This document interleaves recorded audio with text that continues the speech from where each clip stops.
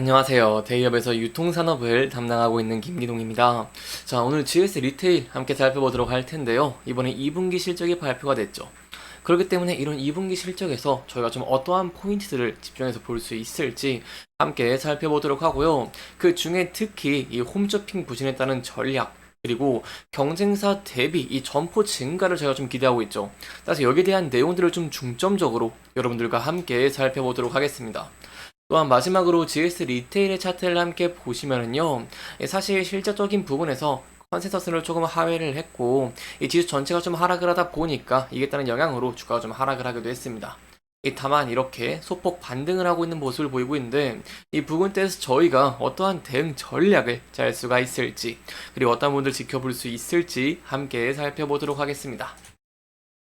일단 이렇게 실적이 발표가 됐습니다. 저희가 좀 더 쉽게 보기 위해서 제가 좀 IR 자료를 인용을 해왔습니다. 이 실질적인 부분을 저희가 좀 컨센서스랑 비교를 하면서 이 실적에 대한 내용들 좀 자세하게 살펴보도록 하겠습니다. 이 매출액 같은 경우는요, 예상치가 3조 1천억 원대였고요.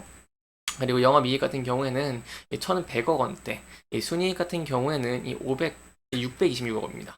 626억 원이 되었는데 실질적으로는 좀 컨센서스를 좀 하회를 하긴 했습니다.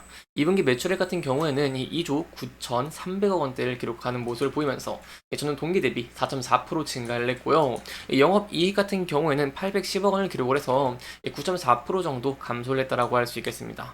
하지만 저희가 생각을 해볼 수 있는 부분이 연말에 인적 분할이 예정되어 있죠. 이 인적 분할이 예정되어 있는 파르나스 호텔이라던가 아니면 후레쉬 미트가 중단 손익으로 이렇게 좀 반영이 됐기 때문에 파르나스 호텔의 실적을 포함하게 된다라고 한다면 영업이익 같은 경우에는 1,064억 원을 기록을 하면서 이 컨센서스에 대체로 좀 부합을 한다라는 부분들은 소폭 염두에 두시면 좋을 것 같습니다. 또한 영업이익의 좀 감소 이유 간단하게 살펴보면은 개발 사업 관련해서 기존 사업장 수익 인식이 좀 중단이 됐고 제가 아까 말씀드렸죠. 그리고 공통이라던가 아니면 기타 비용 증가에 따라서 좀 이익이 감소했다는 부분들은 소폭 염두에 두시면 좋을 것 같습니다. 그렇다면 제가 여기까지 이제 매출과 영업이익에 대한 내용을 좀 함께 자세히 살펴봤는데요. 그렇다면 좀 어느 부분을 인해서 이러한 매출들이 좀 나왔을까요? 하나씩 좀 파헤쳐 보도록 하겠습니다. 편의점, 슈퍼, 홈쇼핑 위주로 제가 좀 여러분들에게 설명을 드릴 텐데요. 편의점 같은 경우에는요, 매출액이 약 2조 2천억 원을 기록을 했죠. 이 YOY로 봤을 때 4.9% 증가를 했고, 영업이익 같은 경우에는 649억 원을 기록을 했습니다. 이 신규점을 출점을 했기 때문에 운영점 증가라던가, 운영점의 매출 신장으로 저는 동기 대비 4.9% 신장을 했다라고 볼 수 있겠습니다. 특히 이 기존점의 성장률이 1.6%로 저는 동기 대비는 좀 상대적으로 견조를 했음에도 불구하고요. 뭐 인건비라던가 아니면 임차료, 감가상각비 등 좀 고정비가 증가를 했기 때문에 이렇게 영업이익 같은 측면에서는 소폭 감소를 했다는 부분들은 좀 염두에 두시면 좋을 것 같습니다.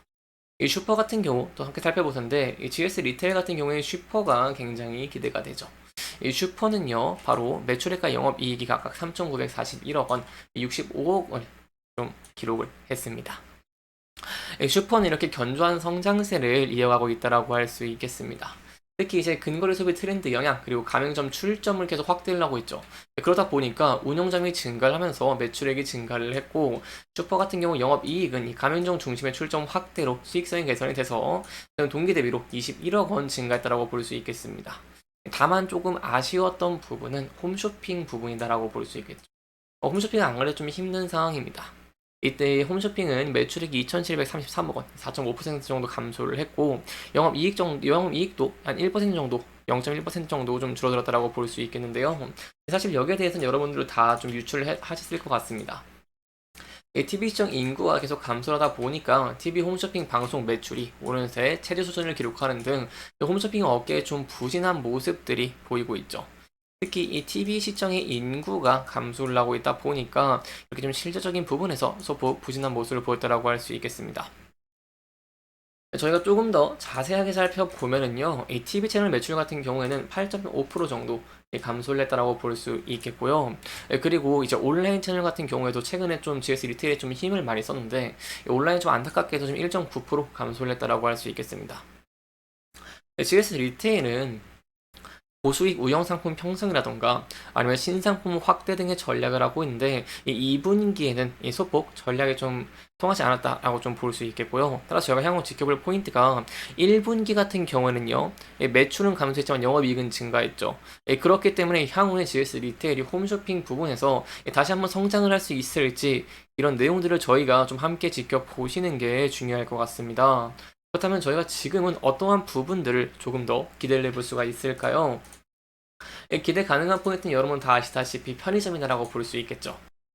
GS 리테일과의 경쟁사들을 저희가 생각을 해본다고 한다면 주요 경쟁사의 점포 숫자는요 250에서 350점의 수준인데 GS 리테일은 공격적인 점포 출점 전략을 가지고 있죠. 따라서 다른 업체들과 많이 비교가 된다라고 할 수 있겠고요. GS 리테일의 슈퍼 점포 증가 속도를 저희가 좀 생각을 해본다고 한다면 내년에는 매장 수가 600점을 넘어설 것으로 전망이 되고 있기 때문에 이 슈퍼 실적이 지속적으로 상승하는 부분들을 저희가 기대해 볼 수 있다라고 볼 수 있겠습니다. 그래서 향후 지켜볼 포인트는 좀 크게는 두 가지인 것 같습니다. 일단 첫 번째는요, 홈쇼핑 부분에 일단 전략을 바꿨는데 이 홈쇼핑 부분에 실적이 더 개선이 될 수 있을지 이 여부가 중요하다고 볼 수 있겠고요. 두 번째는 편의점 부분에 이런 점포 확장과 이로 인한 실질적인 부분에서 성장이 더 가시화가 되고 이로 인해서 GS 리테일의 상승 모멘텀으로 사용할 수 있을지 여부가 중요하다고 볼 수 있겠습니다. 다시 이 두 가지에 대한 내용들 제가 계속해서 추적해 나가면서 여러분들에게 전달 드리도록 하겠습니다. 여기까지 저희가 실적적인 측면들 함께 살펴봤습니다. 이제 마지막으로 차트적인 부분까지 함께 살펴보도록 하겠습니다. 차트를 함께 보시면은요, 최근에는 이렇게 저점을 잇는 추세선을 소폭 이탈하기도 했습니다. 다만 그럼에도 긍정적인 포인트 중에 하나가 지수가 회복을 하고 그에 힘 입어서 GS 리테일 같은 경우에도 이렇게 회복을 하고 있는 모습을 보이고 있다는 것이겠죠. 따라서 저희가 첫 번째는 앞서 말씀드린 실적적인 분명 중요하고 두 번째로 지켜볼 포인트는 또 지수적인 부분도 어느 정도 있다는 부분들은 염두에 두시면 좋을 것 같습니다. 이 월요일에 좀 견조한 모습을 보여줬음에도 불구하고 아무래도 코스피와 코스닥이 급락을 하다 보니까 이에 따른 여파로 GS 리테일도 하락을 하게 됐습니다. 하지만 최근엔 이러한 상황이 조금은 나아졌는데요. 여기에 대한 이유 지금부터 함께 살펴보고 대응 전략들 더 자세하게 살펴보도록 하겠습니다. 일단 미국의 현재 경기 침체 우려가 좀 많이 커진 상황이었습니다. 이러한 상황에서 지수가 많이 압박을 받고 있는 상황이었는데 미국에서 바로 7월에 이 소매 판매가 발표가 되었습니다. 최근에 미국 증시 같은 경우에는요, 이런 경기 지표들이 굉장히 민감한 영향을 받고 이런 영향이 이제 한국 증시로도 많이 영향을 받고 있는 상황입니다.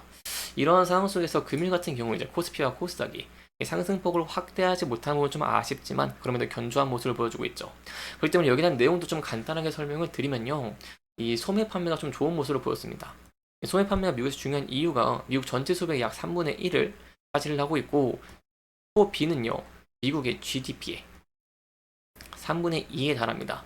그렇기 때문에 소매 판매가 줄어들게 된다고 한다면 미국의 경제 성장 속도가 둔화될 가능성이 높아지고 이로 인한 경기 침체 우려가 커지면서 증시 전체가 좀 하락을 할 가능성이 있는데 소매 판매가 좀 좋게 나오는 모습을 보이면서 경기 침체 우려가 잦아들고 이로 인해 지수 반등을 하고 그에 힘 입는 모습들을 보여주고 있다고 할 수 있겠죠.